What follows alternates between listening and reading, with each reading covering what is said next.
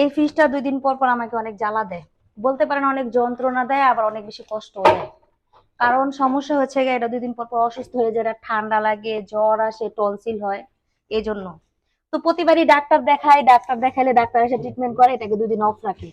Of রেখে এটাকে, এটার যে টনসিল মানে বরফ জমে, জমলে হচ্ছে গিয়ে এটা ঠান্ডা আর হয় না। নিচের পাটটা, উপরের পাটটা ঠিকই থাকে ডিপটা, কিন্তু নর্মালটা ঠান্ডা হয় না। এজন্য ভাবলাম এবার আর ডাক্তার দেখাবো না, আমি নিজে এটা ট্রিটমেন্ট করবো। কাজ শুরু করে দিলাম। 2 দিন এটাকে অফ রাখছি। অফ রাখার পরে এটার ভিতরে যে বরফ গুলো ছিল সেগুলো সব গলে গেছে। এখন এটাকে ধুয়ে মুছে পরিষ্কার করে বা সুস্থ করব। 9 বছর বয়স হয়ে গেছে, এজন্য এটা ডিস্টার্ব দেওয়া শুরু করছে। ফাইনালি এখন এটা পুরোপুরি সুস্থ।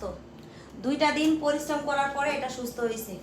তবে আজকে যদি এটার সুস্থ না হইতো, ঠান্ডা না হইতো, তাহলে এটাকে আমার সরাসরি হসপিটালে পাঠাইতে হইতো।